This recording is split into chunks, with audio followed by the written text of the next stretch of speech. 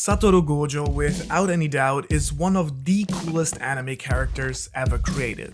And yet, what makes his character so intriguing is not his unimaginable power or his fantastic sense of humor, but the tragic irony that lies beneath them. Who then is Satoru Gojo? What does it mean to be the strongest? What is actually going on behind those cold and clear eyes? And why does he have to cover them? It's time to find out.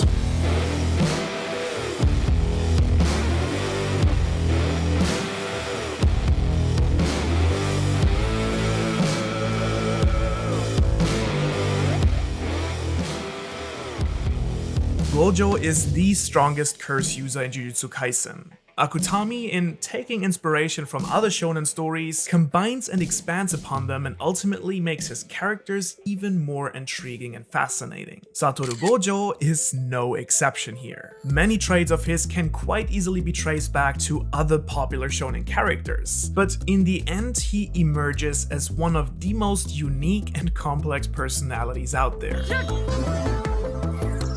ハイテンションな大人って不気味ね。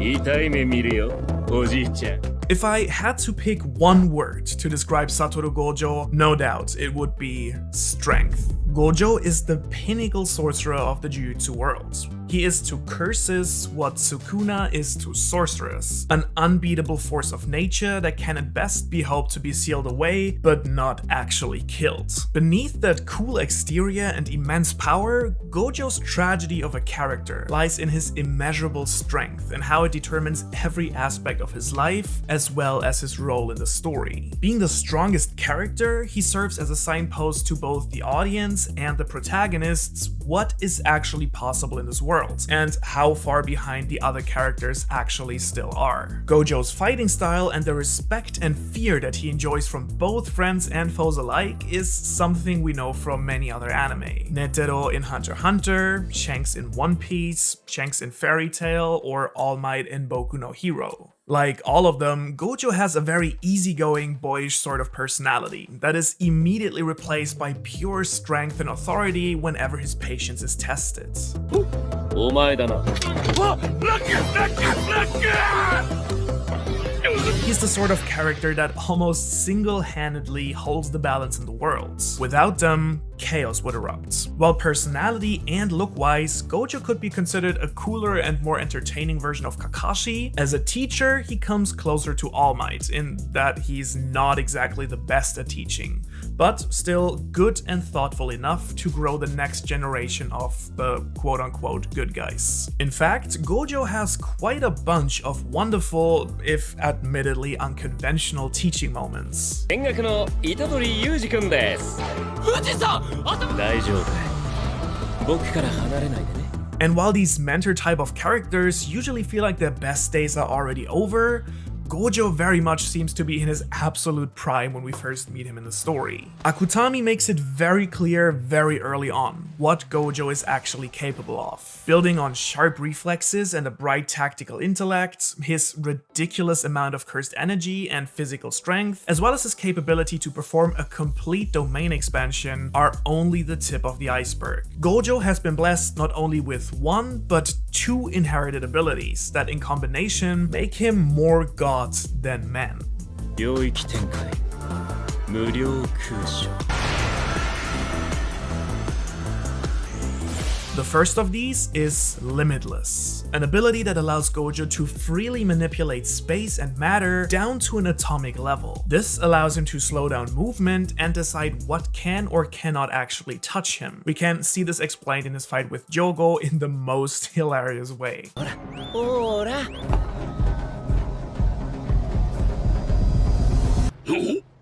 This ability makes it possible for Gojo to attract and repulse matter, giving him gravity and anti-gravity attributes, the red and the blue. His most destructive skill, however, is combining both of these attributes into hollow purple, which results in the complete annihilation of any matter caught within the attack.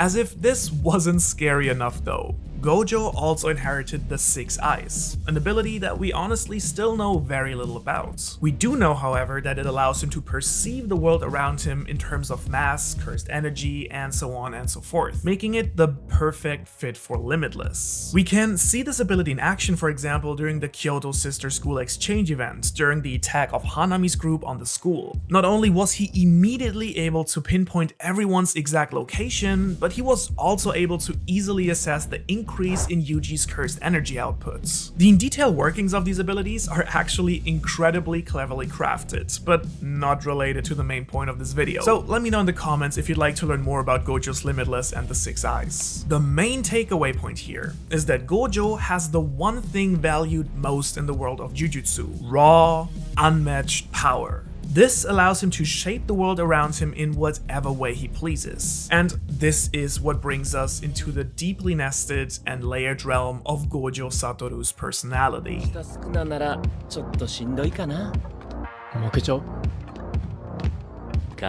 Due to his innate strength and claim to authority, Gojo understandably is extremely confident in his abilities, to the point where he believes himself to be invincible. In relation to the central moral argument of Jujutsu Kaisen, what constitutes a good life, his view is quite different from Itadori's. While Itadori thinks that a good life means enabling others to have a good death, for Gojo, the answer is strength. In essence, when you have strength, you have agency over the world, your own life, and that of others. Thus, while Yuji expresses his belief in his hero complex, trying to save anyone weaker than him, and caring way too much about others, Gojo is very self-centered and, as we will see, has difficulties understanding and caring for people weaker than him. For instance, he motivates Megumi by telling him to become stronger himself and less reliant on others. めぐみはさ、実力もポテンシャルもユージと遜色ないと思ってんだよね。本気でやれ。And yet, despite their polar views on life, surprisingly, in the end, Gojo and Itadori have one of the best relationships in the show. On the surface, this seems to be due to their similarly extroverted and genuinely funny personalities. However, both their god and hero complex keep them from truly creating meaningful relationship with others, as they can let themselves be vulnerable by letting anyone come close enough to help them in return. Or, as Gojo formulates it, Yuji and him always go for the home run. In that sense, while expressed in very different ways, both Yuji and Gojo share the same fundamental weakness: loneliness. To fully understand Gojo's sense of loneliness, we first have to understand that despite his sense of superiority, luckily for everyone around him, he actually has also a very strong sense of morality. Gojo cares about the well-being of humanity, and even more so for the people close to him. However, the Society of Jujutsu Sorcerers, in their commitment to fighting the curses that threaten humanity and human life, have, ironically enough, morphed into an environment that is incredibly dehumanizing in and of itself. All that matters are bloodlines, influence, and, yes, strength. But despite being blessed with the most desired trait amongst the sorcerers, or maybe exactly because of it, Gojo knows very well just how corrupted this society has become. His big desire and drive, therefore, is not to eradicate all curses or something similar, but is pointed inward and aims at revolutionizing the system of the Jujutsu world itself. 上層部は呪術界の魔窟。そんなクソ呪術界をリセットする。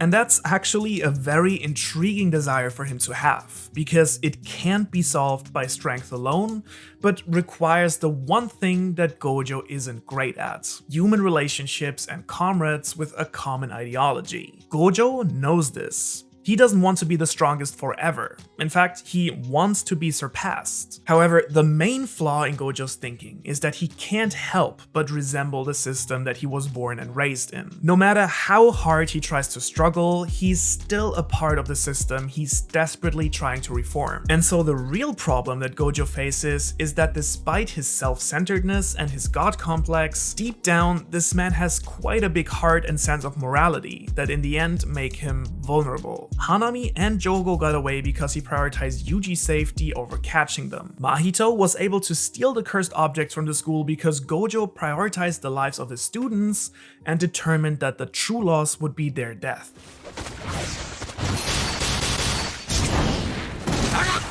And so, based on his emotional and compassionate side, the region Gojo feels so incredibly lonely and isolated is, ironically enough, his own strength and power. And I think nothing represents this better than the key symbolism of Gojo's character: his eyes. The reason he wears sunglasses like a blind man and then a literal blindfold later on is due to the fact that he's always staring into the infinity.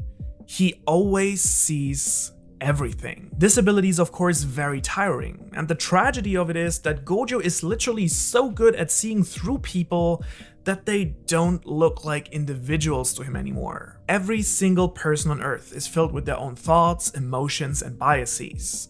But Gojo, despite his 6 eyes, doesn't perceive that. He only sees matter, cursed energy, speed, and strength. Gojo has always distanced himself from both his own feelings and the feelings of others, which then creates a divide between him and the world around him. Thus, it's really hard for him to see other people as real people. This distance to others shines through in various ways. It's always Gojo making the pop cultural references, for instance.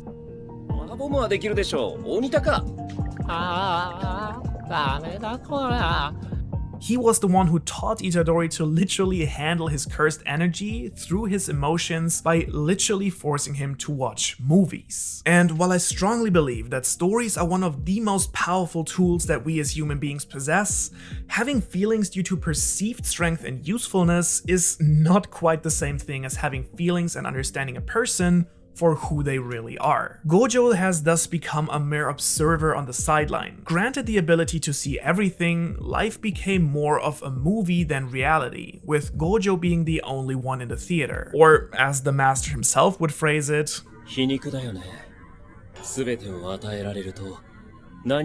thus, Gojo literally has to blind himself and his powers in order to perceive others as actual people.